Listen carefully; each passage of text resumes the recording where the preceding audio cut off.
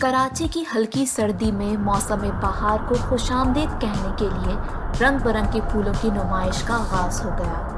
कराची जिला बस्ती के पार्क में खूबसूरत फूलों की नुमाइश हुई।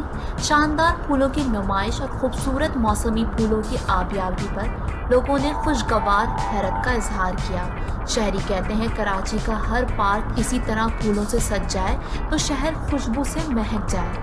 मुख्तलिफ रंगों के फूलों से सजे गुलदस्तों के दिलकश मनाजिर को शुरा ने कैमरे की आंख से महफूज कर लिया।